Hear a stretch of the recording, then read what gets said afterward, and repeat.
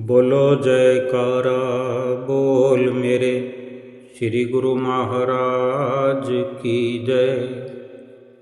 सभी गुरुमुख प्रेमियों से सप्रेम जय सच्चिदानंद।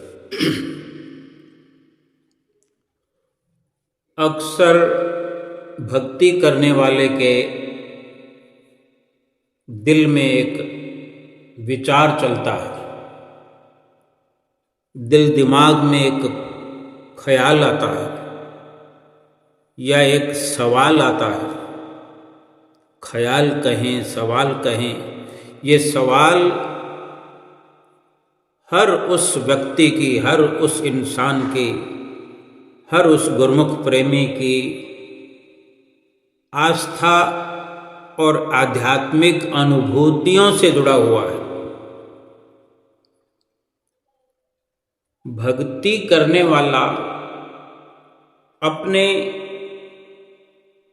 नजरिए से, अपनी सोच से, अपनी बुद्धि और अक्ल से भक्ति करता है। चाहे अब वो सतगुरु की शरण में आया हुआ है या नहीं भी आया हुआ, लेकिन भक्ति की राह में अगर चला है, भक्ति तो आखिर भक्ति ही है। उसका लाभ, उसका जो लक्ष्य है वो कितना पूरा हो रहा है, कितनी तरक्की हो रही है, भक्ति की प्राप्ति कितनी हो रही है, ये समझने का विषय है। लेकिन ये विचार अक्सर कुछ कमजोरियों के चलते, कुछ कमी के चलते ज़्यादा अपने जहन में बार बार उमड़ता है, पैदा होता है कि मैं जो भक्ति कर रहा हूँ ये भगवान तक पहुँच रही है कि नहीं। पूजा पाठ या किसी भी धार्मिक कार्य का उद्देश्य भगवान से जुड़ने, ईश्वर से जुड़ने और अपने भीतर की शांति प्राप्त करने और आत्मा के कल्याण के लिए होता है। ये तो हम सभी जानते हैं, और नहीं भी जानते हैं तो ये जानना भी जरूरी है। ये जानने का विषय है कि भक्ति इसलिए या धार्मिक कार्य भी है तो वो भी इसलिए या इस उद्देश्य से किए जाना चाहिए कि अपने भीतर शांति हो, सुकून मिले, आत्मा की तरक्की हो, आत्मा का कल्याण हो। ये नहीं कि भक्ति करने का कुछ और सांसारिक वस्तुओं को प्राप्त करने का, सांसारिक तरक्की प्राप्त करने का कोई लक्ष्य होता है। ऐसा नहीं होना चाहिए और ऐसा है भी नहीं। हाँ, ये समझना जरूर चाहिए कि हमारी जो पूजा अर्चना आराधना है, हमारी जो प्रार्थना है, वो ईश्वर तक पहुंच रही है या नहीं। हम सतगुरु के सेवक हैं, हम गुरुमुख कहलाते हैं, तो हम निश्चित रूप से अपने इष्ट देव सतगुरु को ही ईश्वर भगवान मानते हैं, मान चुके हैं। तो हमें ये विचार आता होगा कि हमारी पूजा आराधना, हमारे नित्य नियम या हमारा भजन सुमरन सतगुरु तक पहुंच रहा है नहीं। वास्तव में इसको जानने का एक प्रकार से नियम है जो हमें समझना जरूरी है। अगर हमें समझ आ जाए, अगर हम समझ पाएं, तो हमारा सतगुरु से, ईश्वर से, परमात्मा से, जिसका जो जो भी इष्ट देव है, जिसने अपना इष्ट देव जिसको माना है, समझा है, उसके साथ रिश्ता पहले से अधिक खास हो जाएगा। एक सेवक अपने सतगुरु के पास हो जाएगा, एक भक्त अपने भगवान के पास हो जाएगा, यानी नजदीकियां बढ़ जाएगी अगर इस प्रकार समझ करके भक्ति की राह पर चलें, पूजा आराधना प्रार्थना करते हैं। क्या कि मुख्य रूप से ये सब हमारी भावनाओं पर और हमारे अनुभवों पर निर्भर करता है। कुछ इस प्रकार के इशारे हैं, संकेत हैं, जिससे ये निश्चित होता है कि हमारी पूजा ठीक दिशा में हो रही है। हम जो नित्य नियम कर रहे हैं, जो सतगुरु ने हमें बताए हैं, वो ठीक प्रकार से हो रहे हैं। हमारी भक्ति सही दिशा में चल रही है या नहीं चल रही है। इन सब को समझने के लिए कुछ बिंदु हैं, मुख्य बिंदु हैं कुछ, कि अंदरूनी शांति, हमारे भीतर की शांति, भीतर का संतोष, सुकून,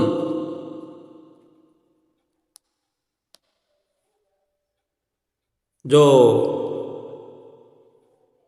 पूजा के बाद में भक्ति के नियमों के बाद में, जैसे कि हम भक्ति के नियमों से समझते हैं, सतगुरु के नज़रिए से एक तरफ होकर के इसी माध्यम से समझते हैं, और इसी माध्यम से ही हर कोई समझ सकता है। जिसने सतगुरु को नहीं अपनाया है तो भी वो समझ सकता है कि मेरी पूजा आराधना, मेरी दिया बत्ती की हुई, मेरे मंदिर में आना जाना, शांति पाठ करना, या कुछ और भी मनन निध्यासन, जो भी नियम पूर्वक जहाँ से भी पुस्तकों के पठन पाठन से जितना भी समझा है, वो सब एक ही प्रकार से समझा जा सकता है, क्योंकि सब का सब हमारे अपने अनुभवों पर और हमारी भावना पर सब कुछ निर्भर करता है। और ये महत्वपूर्ण बात है कि अगर हम 5 नियमों की पालना नित्य प्रति करते हैं और हमारे अंदर ये ख्याल आता है कि हमें लाभ हो रहा है, हमारे ये जो 5 नियमों की हम भक्ति कर रहे हैं, ये सतगुरु तक पहुंच रहे हैं कि नहीं, इसको जानने का सीधा सीधा पहला बिंदु यह है कि ये नियम निभा करके अपने मन में हम शांति का, संतोष का, सुकून का अनुभव कर रहे हैं। अगर ऐसा अनुभव हो रहा है तो ये एक इशारा है, एक संकेत है कि हमारे 5 नियमों की भक्ति सार्थक हो रही है। भगवान तक, ईश्वर तक, सतगुरु तक पहुँचने का अनुभव बाहरी नहीं बल्कि आंतरिक होता है, अंदरूनी होता है। अगर भगवान के साथ पहुंचना चाहते हैं, परमात्मा के पास पहुंचना चाहते हैं, सतगुरु को प्राप्त करना चाहते हैं, तो ये हमारा अनुभव अंदरूनी होना चाहिए। भाव अंदरूनी होना चाहिए। बेशक बाहरी तौर पर हम पूजा पाठ भी करते हैं, सारे नित्य नियम भी करते हैं, शरीर से जुड़कर करते हैं, लेकिन जो अनुभव है, जो भाव है, वो हमारे भीतर होता है। हमारे भीतर से जो भाव उठता है, भीतर से ही विचार उठते हैं। जो हमारे दिल दिमाग में ख्याल आया या सवाल हमारे दिल दिमाग में आया कि हमारी पूजा, हमारी भक्ति भगवान तक या सतगुरु तक पहुंच रही है कि नहीं, ये भीतर ही विचार आया। भीतर से ही वो भाव उठा करते हैं, भीतर से ही अनुभव हुआ करते हैं कि लाभ हो रहा है या नहीं हो रहा। तो इसी से बड़ी आसानी से समझा भी जा सकता है। अगर नित्य नियमों के करने से, नित्य नियमों को पूरा करते हुए हम हल्कापन महसूस करते हैं, सकारात्मकता महसूस करते हैं, पॉजिटिविटी जिसे कहते हैं, यानी कुछ भी हो गया, कोई दुख आ गया, कोई मुसीबत आ गई, अचानक से कोई ऐसी खबर आ गई धड़ाम से, अब हमें ये उस वक़्त देखना होगा, समझना हो गया, उस वक़्त ही महसूस करना होगा कि हमारे विचार कैसे हैं इस वक़्त। अगर सकारात्मकता हमारे अंदर बरकरार है, सकारात्मकता, पॉजिटिविटी यही होती है कि उस वक़्त उस खबर को हम कैसे लेते हैं। घबरा जाते हैं, क्रोध करने लगते हैं या विरोध करने लगते हैं, या पूजा पाठ पर, भक्ति के नियमों पर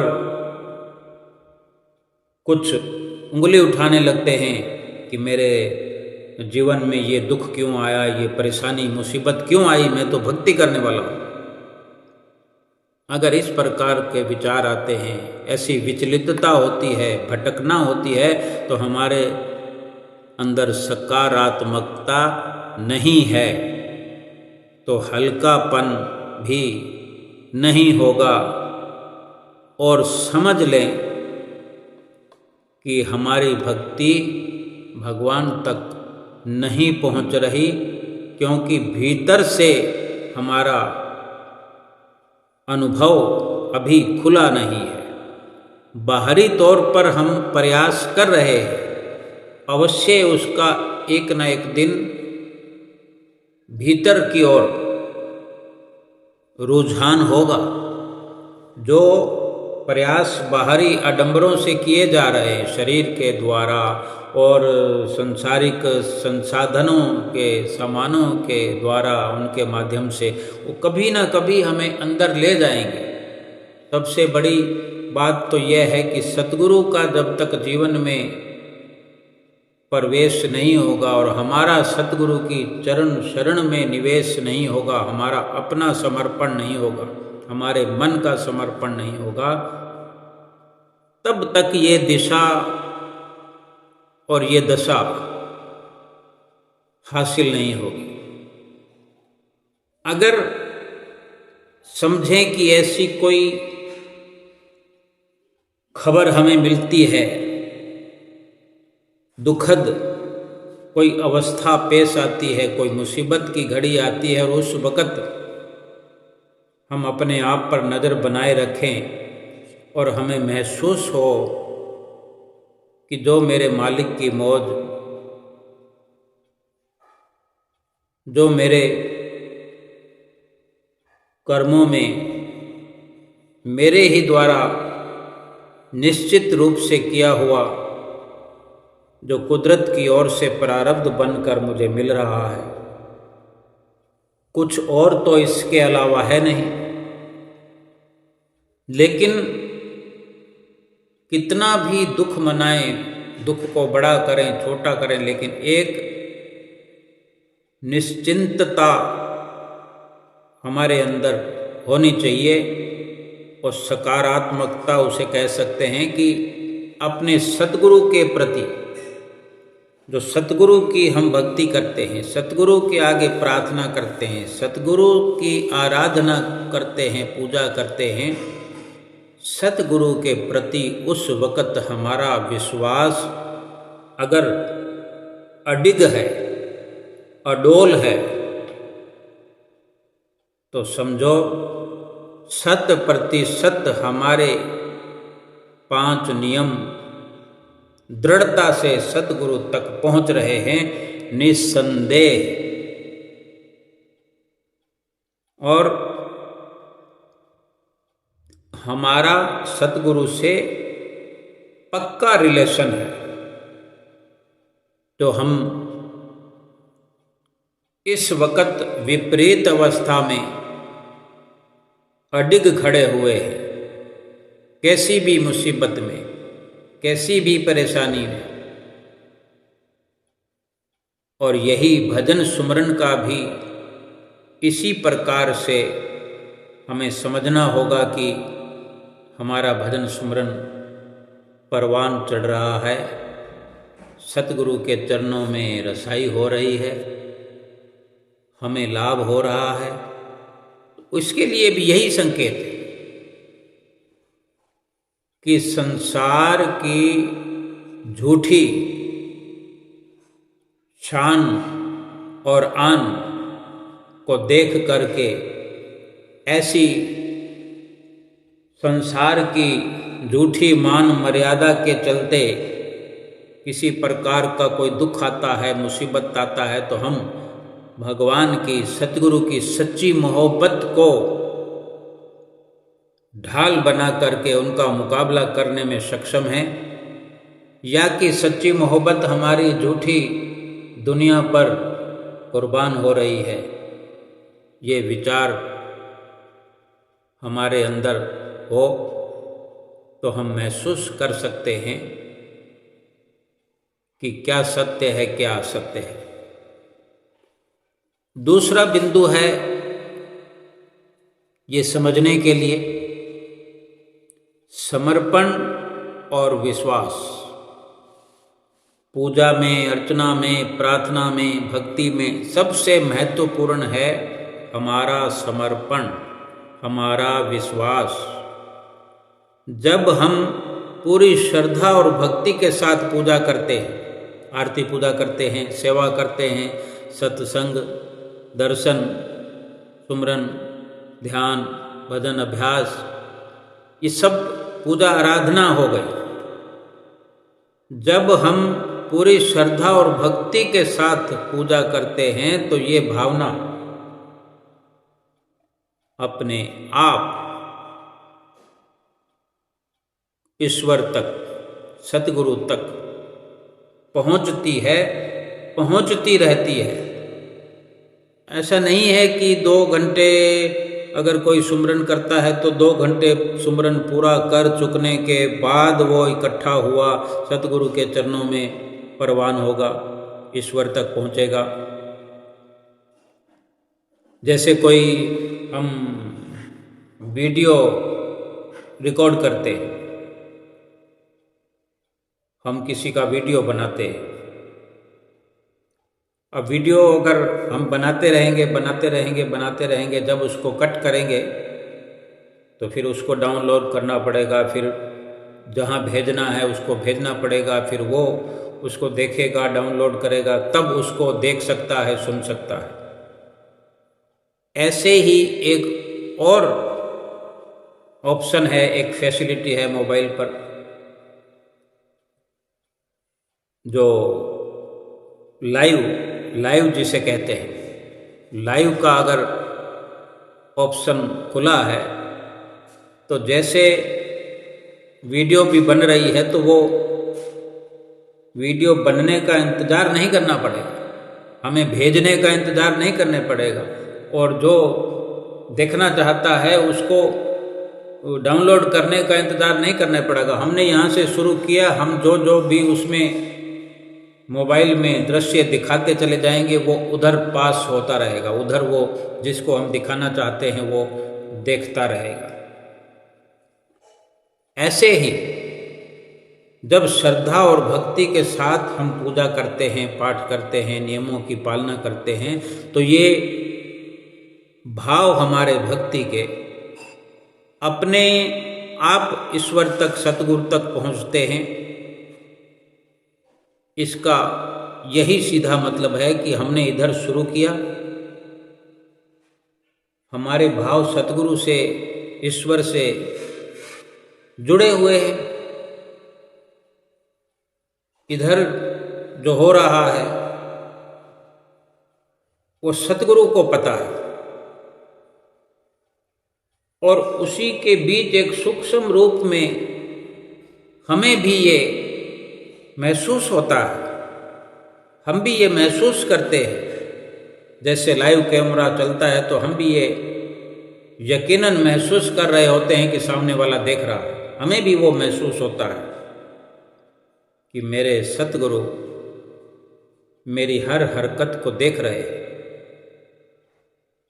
यदि हम पूजन आराधन करते समय आत्मीयता महसूस करते हैं और हमारा ध्यान पूरी तरह सतगुरु से जुड़ा होता है, सतगुरु के स्वरूप को हमने अपना ध्यान का केंद्र बनाया होता है, तो ये निश्चित होता है।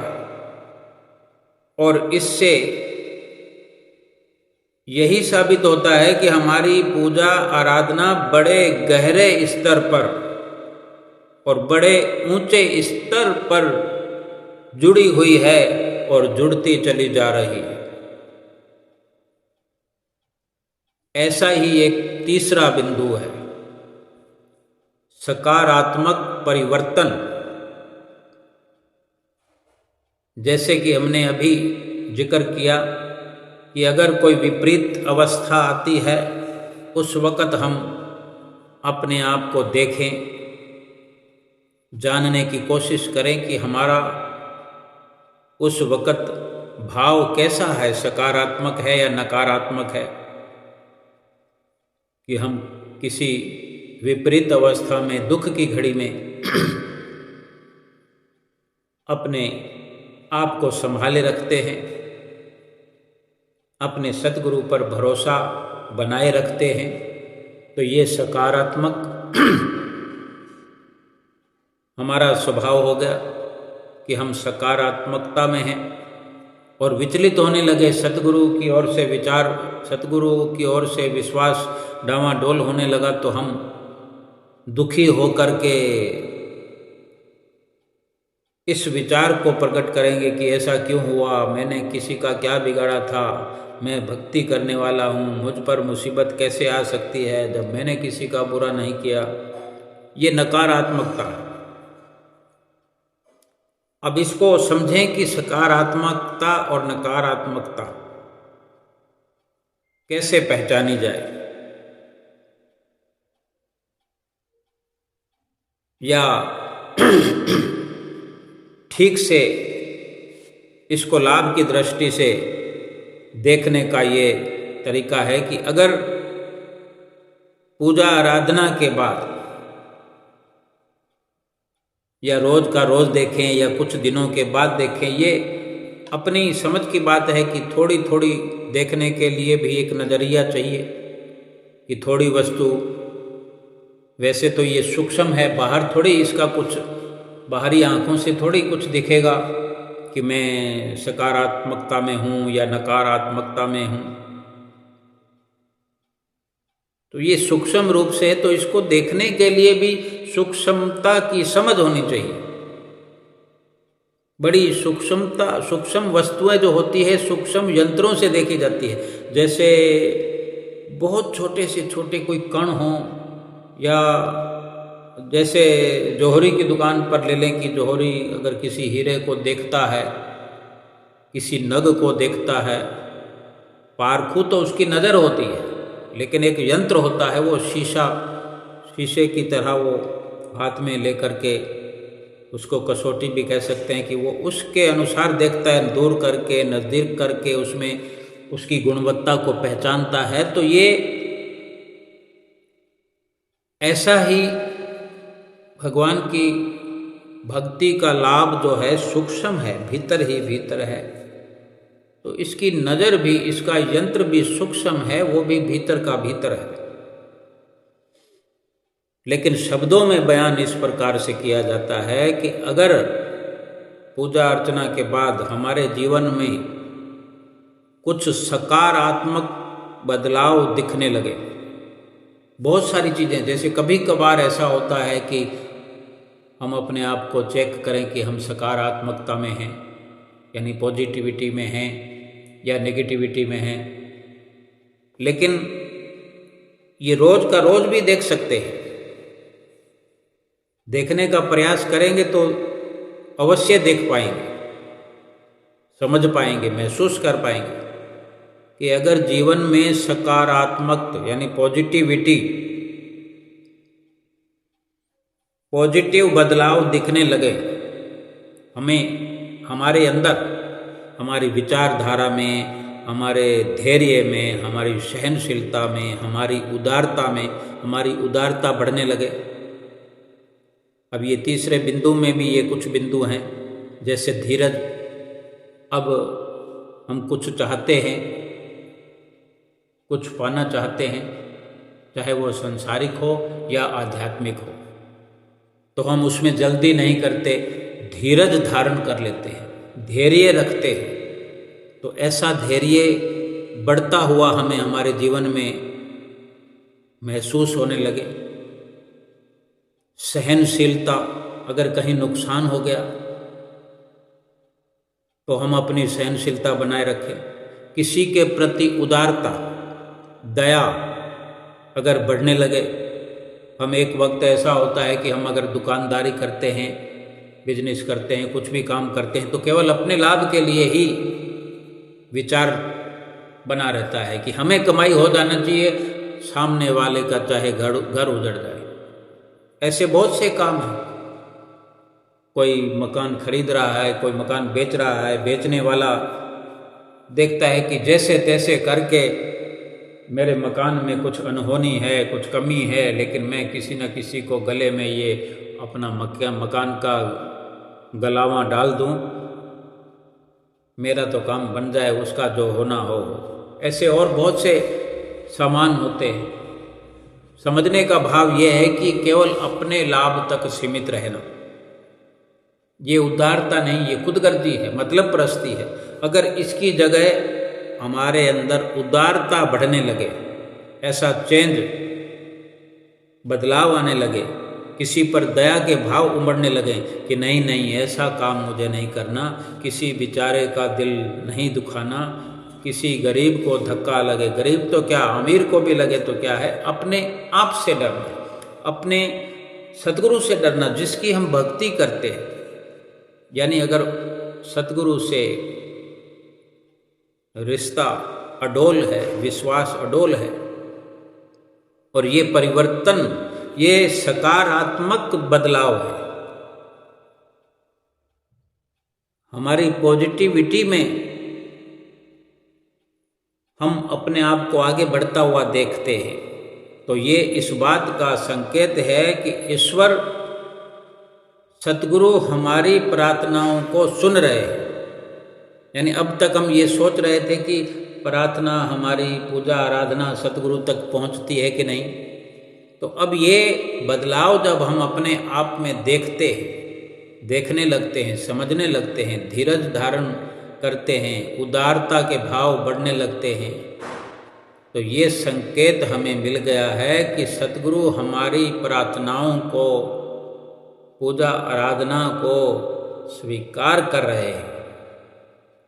ये आध्यात्मिक बदलाव है, ये आध्यात्मिक परिवर्तन बाहरी दुनिया में हमारे व्यवहार और सोच में भी बदलाव लाता है। भक्ति अंदर से होती है, भक्ति के भाव अंदर से होते हैं, प्रार्थना अंदर से होती है, ये परिवर्तन भी अंदर से होते हैं। लेकिन ये प्रत्यक्ष में इसका लाभ बाहरी दुनिया के बाहरी व्यवहार में, सोच में भी बदलाव हमें देखने को मिलता है। ऐसा ही एक और बिंदु कि संकट में, मुसीबत में, दुखों की घड़ी में हौसला और समाधान, यानी अगर कठिन परिस्थितियों में भी हम हमारा अपना मानसिक और भावनात्मक रूप जो है अपना मजबूत बनाए रखते हैं, जो मुसीबत आई सो आई, हमें उसका समाधान खोजना है। हमारी नज़र समाधान पे होनी चाहिए कि अब क्या करें, क्यों हुआ, ये नहीं होना चाहिए, उसका तो नहीं हुआ तो मेरा क्यों हुआ। हमें केवल समस्या के समाधान को खोजने का विचार हर वक्त रहना चाहिए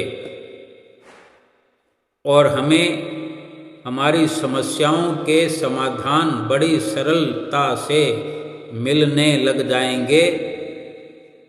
तो ये एक और इशारा, एक और संकेत हो सकता है हमारे लिए, ये जानने के लिए कि मेरे सद्गुरु मेरे साथ हैं। इंसान तो कोई समाधान नहीं खोज सकता, इतना जल्दी नहीं खोज सकता, अपनी परिस्थितियों को, अपने मानसिक संतुलन को मजबूत नहीं रख सकता।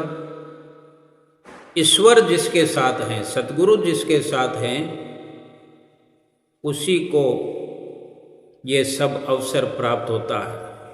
और ये एक ऐसा संकेत है कि सद्गुरु हमारे साथ हैं भी और हमारी उन प्रार्थनाओं का, पूजा पाठ का, भक्ति के नियमों का उत्तर दे रहे हैं, ये समझना चाहिए हमें। अब एक और बिंदु, पांचवा,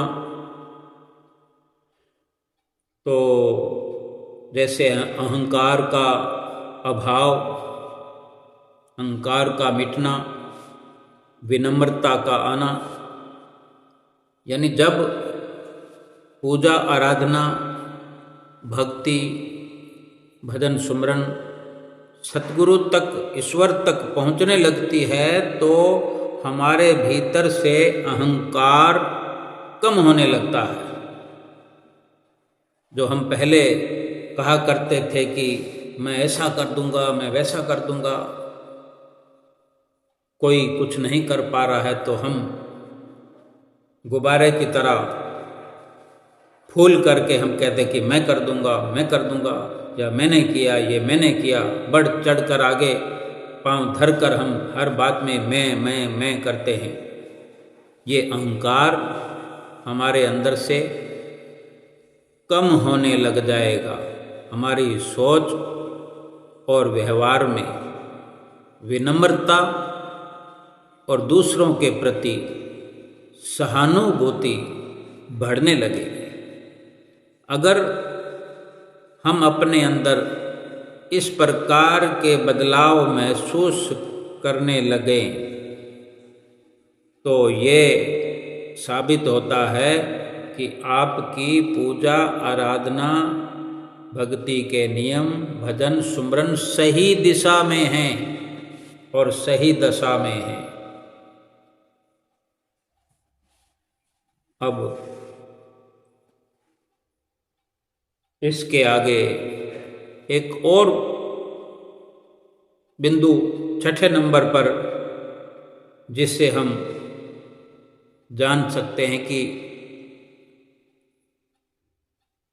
कुछ लोग पूजा आराधना के दौरान या बाद में गहरी आध्यात्मिक अनुभूति का अनुभव करते हैं, जैसे कि ईश्वर की उपस्थिति महसूस होना या उनके प्रति गहरा भाव उत्पन्न होना। ये अनुभव सीधे शब्दों में व्याख्या करना बहुत मुश्किल है। यानी जैसे हम अपने आप से समझें कि हम भजन भक्ति में लगे हुए हैं। अगर ऐसा हमें प्रतीत होता है कि मेरे सद्गुरु मेरे साथ हैं, हम जब जब भी आरती पूजा करते हैं, परमहंसों के सामने खड़े हुए हैं आरती की थाली लेकर, हमारा ध्यान आँखों के नज़रिए से तो हम परमहंसों को देख रहे हैं, लेकिन कुछ गहराई नहीं, तो फिर क्या महसूस होगा? मुंह से बोल भी रहे हैं लेकिन उन शब्दों में गहराई नहीं। आरती के शब्द बोलते चले जा रहे हैं लेकिन उन शब्दों की गहराई में हम नहीं हैं, ऊपर ऊपर से केवल पढ़ रहे हैं या रट रहे हैं। अगर आरती पूजा के दौरान गहरा अनुभव महसूस करते हैं कि श्री परमहंसों को सामने हाजिर हजूर समझते हैं, हमें लगता है कि श्री परमहंसों की छवियाँ हमारे सामने नहीं हैं, बल्कि जिधर भी नज़र डालते हैं, चाहे पहली पातशाही गुरु महाराज जी को देखते हैं तो ऐसा प्रतीत होता है कि हाजिर हजूर, हमने कभी उनको देखा नहीं इस जन्म में, लेकिन फिर भी ऐसा एहसास होता है कि जैसे कि मेरे सामने हाजिर हजूर है। जैसे हम हजूर छठी पातशाही गुरु महाराज जी का दर्शन करते हुए ऐसा महसूस कर सकते हैं कि वो हमारे अभी घर में मंदिर में नहीं है, लेकिन श्री आनंदपुर दरबार में या श्री प्रयाग धाम में या कहीं ना कहीं किसी धाम में तो विराजमान है ही, ऐसा अनुभव कर सकते हैं। लेकिन वही अनुभव अगर पहली पातशाही गुरु महाराज जी के बारे में भी हम करते हैं, उनको देख कर के ऐसा ही अनुभव होता है। ये गहरी आध्यात्मिक अनुभूति है जो हम अनुभव करते हैं, चाहे दूसरी पातशाही गुरु महाराज जी को या तीसरी गुरु महाराज जी को या चौथे गुरु महाराज जी को या पंचम पातशाही गुरु महाराज जी को या हुजूर गुरु महाराज जी को, उनकी उपस्थिति महसूस करना या उनके प्रति गहरा भाव उत्पन्न करना, सामने खड़े होकर उनसे ऐसे बात करना जैसे कि मैं श्री आनंदपुर दरबार में मत्था टेकने गया हूँ, वहाँ अकेला खड़ा हुआ, श्री गुरु महाराज जी कुछ पूछ रहे हैं या मैं कुछ प्रार्थना कर रहा हूँ, श्री गुरु महाराज जी सुन रहे हैं, श्री गुरु महाराज जी मुस्कुरा रहे हैं और इंतज़ार कर रहे हैं कि मैं अपनी बात ख़त्म करूँ, प्रार्थना ख़त्म करूँ और श्री गुरु महाराज जी कुछ जवाब देंगे, और मैं भी इसी इंतज़ार में बात कर रहा हूँ कि मैं अपनी प्रार्थना, मैं अपनी विनती ख़त्म करूँगा तो मेरे श्री गुरु महाराज जी कुछ मुझे वचन फरमाएंगे, मेरा मार्गदर्शन करेंगे, जो मेरी बाधा है वो दूर करेंगे। ऐसे भाव, ये गहरा भाव है। ऐसे गहरे भाव का उत्पन्न होना अपने अंदर से, ये जो अनुभव हैं ये ठीक प्रकार से शब्दों में तो इनका जिक्र ठीक प्रकार से किया ही नहीं जा सकता, लेकिन ये एक गहरी चेतना का संकेत है। भाई हम सजग हैं, हम जागे हुए हैं, हम चेतन हैं, यानी हम अपने शरीर को दरकिनार किए हुए हम चेतन आत्मा से परमात्मा से, आत्मा से परमात्मा से जुड़े हुए हैं। एक तो होता है कि मैं आरती कर रहा हूँ, कोई जुड़ना जुड़ाना नहीं है, कोई गहरा भाव नहीं है, तो मैं तो फलाना राम ढिकाना राम आरती कर रहा हूँ, गुरु महाराज जी से बात कर रहा हूँ। लेकिन एक आत्मा परमात्मा से बात कर रही है, परमात्मा आत्मा को जवाब दे रहे हैं, ये चेतना का संकेत है कि हम शरीर बनकर नहीं, आत्मिक नजरिए से पूजा आराधना कर रहे हैं। तो ऐसे भाव का ये मतलब समझना चाहिए कि हमारी पूजा आराधना सही दिशा में जा रही है। एक और बिंदु से समझने का प्रयास करें। सातवां बिंदु, ऐसे बिंदुओं की कमी नहीं है, लेकिन जिस भी बिंदु से समझ आ जाए हमें, किसी एक बिंदु पर भी अगर हम अपना गहरा, अपना विचार, अपनी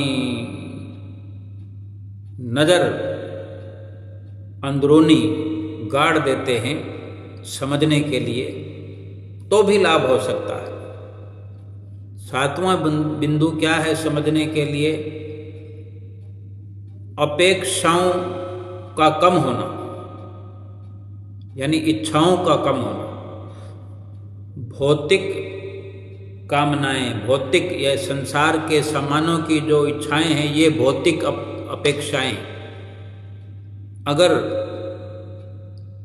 इस प्रकार भक्ति करते हुए, 5 नियमों की पालना करते हुए, भजन सुमरन करते हुए संसार की इच्छाएं कम होने लगे, हमारी चाहना कम होने लगे, हम बाजार से निकलें और पहले से हमें फर्क नजर आए, बदलाव नजर आए कि जिन वस्तुओं को देखकर हम आकर्षित हुआ करते थे, अब उन्हीं भौतिक वस्तुओं के प्रति हमारा आकर्षण समाप्त हो रहा है या कम हो रहा है, और इसकी जगह उन वस्तुओं की बजाय सतगुरु के प्रति हम अधिक आकर्षित हो रहे हैं। सतगुरु के प्रति हमारी रुचि बढ़ रही है। तो ये भी एक संकेत है कि हमारी प्रार्थनाएं, हमारी पूजा आराधना, हमारी भक्ति परवान चढ़ रही है। भजन भक्ति के दौरान कुछ भी शुभ संकेत मिलते हैं तो ये दर्शाते हैं कि हमारी भक्ति, पूजा आराधना सफल हो रही है। जैसे दीपक की लौ में, दीपक जलता है, दीपक की जो लौ जल रही है, दीपक की लौ में विशेष आकृतियां दिखना, पूजा के दौरान फूल गिरना, आंखों से आंसू आ जाना, कभी कभी सुगंध या ताजगी महसूस करना, सफेद गाय या नीलकंठ पक्षी का दिखना, ऐसे बहुत सारे भाव हैं। यह केवल आरती की थाली हमारे हाथ में है, आरती की ज्योत जल रही है, उस ज्योत में ही देख करके अपने आप को उसमें विलीन हुआ देखना,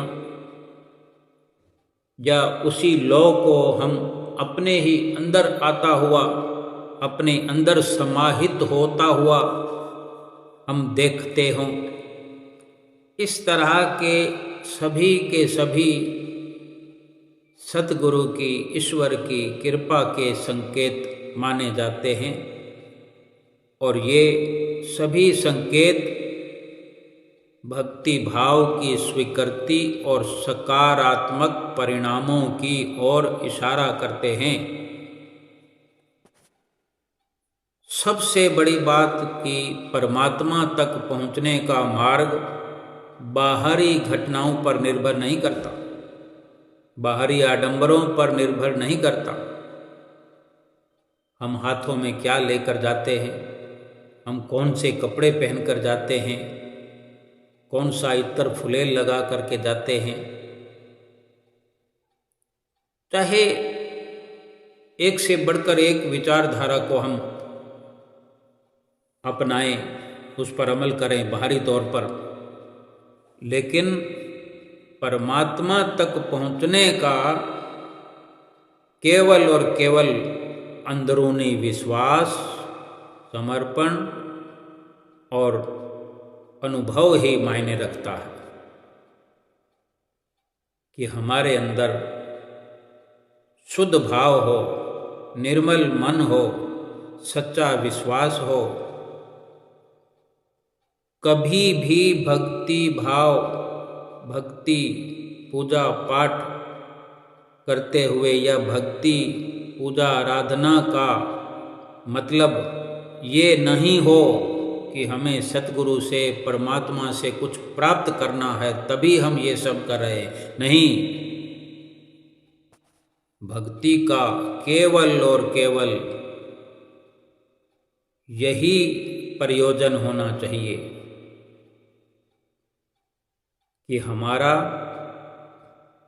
सतगुरु से, परमात्मा से केवल आध्यात्मिक संबंध बनाना है। जब ये संबंध सच्चे मन से स्थापित होता है तो वो अनुभूति उस वक़्त जब सच्चे मन से हम अपना रिश्ता कायम कर रहे होते हैं, सूरत को सतगुरु के चरणों में जोड़ रहे होते हैं, इस प्रकार की अनुभूति, इस प्रकार का एहसास भी इसी बात का प्रमाण होता है कि हमारी भक्ति, हमारे नियमों की परिपालना, हमारा भजन सुमरन सतगुरु के चरणों में समर्पित हो रहा है। जितनी भी प्रकार से हम समझ सकें, लेकिन सबसे अधिक महत्वपूर्ण यह है कि सतगुरु से हमारा जुड़ाव पक्का होना चाहिए। भक्ति आखिर भक्ति है, इसको किसी सांसारिक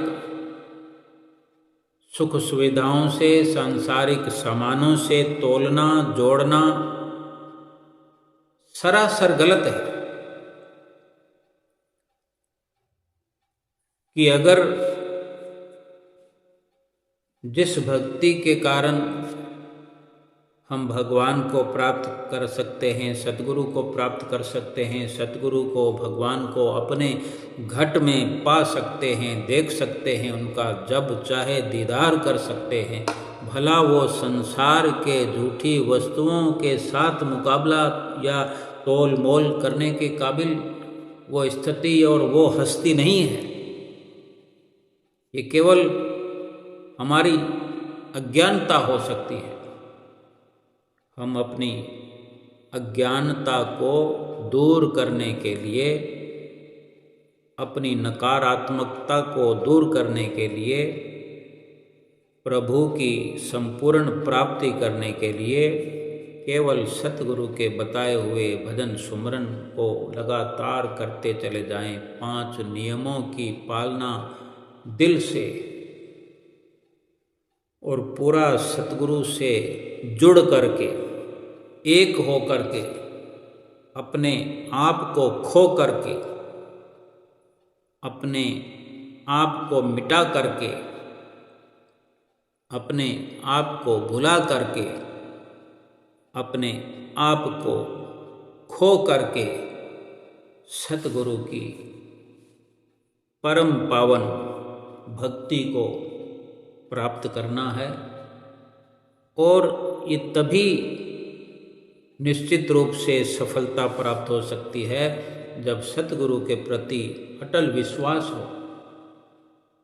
हमने अगर भजन सुमरन शुरू कर दिया है तो करते चले जाएं, उसकी कोई समय सीमा ना हो कि 1 महीने तक करेंगे, 2 महीने तक करेंगे या फलाना काम हमारा हो जाए। जीवन भर यानी आजीवन छोड़ना नहीं है, क्योंकि यही वचन सतगुरु हमसे फरमाते हैं कि ये रोज का रोज नित्य नियम पूरा करना है। 2 घंटे हमेशा हमेशा के लिए, अंतिम श्वास तक 2 घंटे भजन सुमरन रोज करना है।